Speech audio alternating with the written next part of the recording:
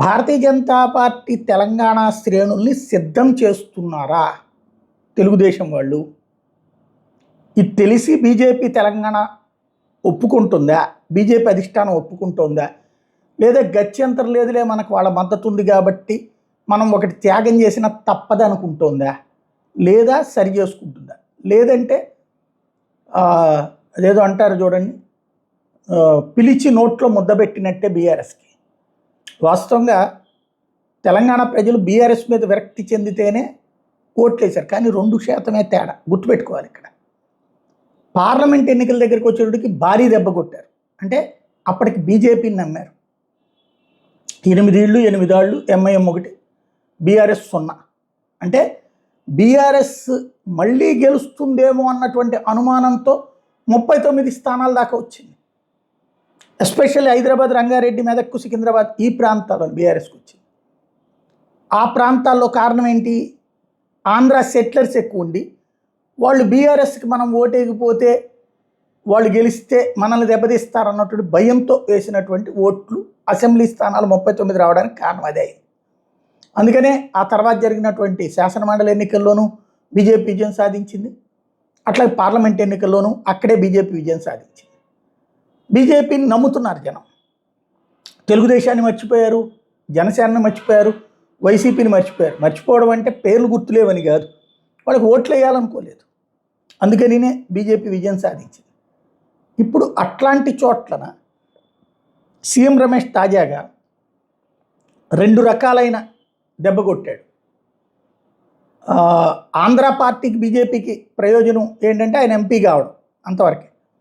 కానీ బీజేపీకి టోటల్ దేశంలో దెబ్బ కొడుతున్నటువంటి కాన్సెప్ట్ ఏంటంటే, ఈయన మాట్లాడుకొచ్చినటువంటి మాట కేటీఆర్ని తిట్టేందుకోసం మాట్లాడిన తను మాట్లాడినటువంటి ప్రధానమైనటువంటి అంశం ఏంటి? బీఆర్ఎస్ విలీనం గురించి బీజేపీని అడిగారు, నేనే మాట్లాడాను, బీజేపీ వద్దంది. అధినాయకత్వం వరకు ఓకే, కానీ కాంగ్రెస్కి ఒక ఊతం లభించినట్టు పబ్లిక్లోకి ఒక ఇది వెళ్ళింది కదా. అంటే ఇది కేసులు కూడా ఎత్తేయమంటే సిద్ధం అన్నటువంటిది. అంటే బీజేపీలోకి బీఆర్ఎస్ విలీనం చేసుకుంటే, విలీనం అయిపోతే కేసులు కూడా ఎత్తేస్తారు. అంటే ఇక్కడ జనంలోకి ఏ సంకేతం వెళ్తే ఇంటలెక్చువల్ సర్కిల్లో లేదా యాంటీ బీజేపీ శ్రేణులకు ఒక ఊతమే కదా. అంటే బీజేపీ అదిగో చూసారా, కేసులను అడ్డుపెట్టి వాళ్ళని విలీనాల దాకా తీసుకొచ్చుకుంటుందంట. అదే కనుక విలీనం అయిపోతే కేసు ఉండదట. ఇట్లాంటి సంకేతం వచ్చింది కదా ఓపెన్గా. తన కేటీఆర్ తనను అన్నాడన్న కోపంతో తను మాట్లాడినటువంటి మాట భారతీయ జనతా పార్టీకి పెద్ద డ్యామేజ్ కదా. సరే, అధినాయకత్వం వదిలేసింది కాబట్టి ఓకే, లేకపోతే కనుక ఇదే పాయింట్ అయ్యేది కదా. సరే, అది పక్కన పెట్టేద్దాం. రెండో పాయింట్ ఏంటి? తెలుగుదేశం, బీజేపీ, జనసేన కూటమిగా ఎక్కడ పోటీ చేస్తాయో అని భయపడి, ఎవడు భయపడతాడు? అది కావాలని కోరుకుంటున్నారు బీఆర్ఎస్ వాళ్ళు. తెలుగుదేశం, బీజేపీ, జనసేన కలిసి పోటీ చేస్తే అక్కడ తెలంగాణ సెంటిమెంట్ రాజుకుంటుంది. ఓ పక్కన తెలుగుదేశం చంద్రబాబు నాయుడు మనిషి సీఎంగా ఉన్నాడు అక్కడ, ప్లస్ చంద్రబాబు నాయుడు స్వయంగా మళ్ళీ తెలంగాణ రాజకీయాలు శాసించాలనుకుంటే ఒకప్పుడు కేసీఆర్ ప్రభుత్వాన్ని కూల్చడానికి కుట్రలు పడినాడు, డబ్బులు ఇచ్చి మరి రేవంత్ రెడ్డి ఆ రోజున దొరికిపోయి ఈ పాయింట్ తీసుకుని వెళ్తారు వాళ్ళు. మళ్ళీ తెలంగాణ అస్తిత్వంలో చంద్రబాబు నాయుడు మీదన వ్యతిరేకతే వాస్తవంగా తెలంగాణ ఏర్పాటుకు కారణమే. మళ్ళీ అందుకనే కదా తెలుగుదేశం పార్టీ 0కి పరిమితం అయిపోయింది. 2004, 2009, 2014, 2019, 2024 5 సార్లు తెలుగుదేశం మధ్యలో ఒక బీజేపీతో పొత్తు వలన అప్పుడు 20 సీట్లు అయింది. ఆ తర్వాత బీజేపీకి 1 సీటే వచ్చింది కాస్త ఇప్పుడు 8 సీట్లకు వెళ్ళింది, 8 పార్లమెంట్ స్థానాలకు వెళ్ళింది ఏకంగా. అదే తెలుగుదేశం మధ్యలో కూడా పోటీ చేసింది కదా, ఓడిపోయింది కదా. మళ్ళీ తీసుకొచ్చి అక్కడ తెలుగుదేశం పార్టీ, జనసేన, బీజేపీ కలిసి పోటీ చేయబోతున్నాయి అన్నటువంటి సంకేతం ఆయన నోట్లో నుంచి వస్తుంది. ఇది చాలా జాగ్రత్తగా తీసుకెళ్తున్నారు. ఇది చాలా ప్రమాదకరమైనటువంటిది భారతీయ జనతా పార్టీకి. దీన్ని మొగ్గలోనే తుంచకపోతే ప్రమాదకరం.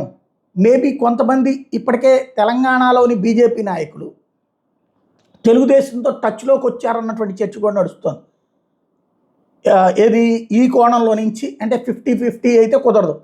మొన్న కాంగ్రెస్ దగ్గర నుంచి ఎట్టయితే 25 తీసుకుందో 2019లో, 2018లో జరిగిన ఎన్నికలు తెలుగుదేశం, అట్లాగే 15-25 తెలుగుదేశం తీసుకుని మిగతా అది బీజేపీ పోటీ చేస్తుంది అన్నటువంటి కాన్సెప్టు. చంద్రబాబు నాయుడు అంటే తమలో తాము గొడవలు పడుతున్నారు కాబట్టి చంద్రబాబు నాయుడిని మూవ్ చేసుకుంటారేమో అన్నటువంటి దీని మీదకి తీసుకెళ్తున్నారు ఇప్పుడు కావాలని. నాయకులు కొట్లాడుకుంటే పిల్లిపోరు పిట్ట తీర్చినంట అన్న సందంగా తయారైపోతుంది. భారతీయ జనతా పార్టీ పబ్లిక్కి స్పష్టత ఇవ్వాల్సి ఉంది.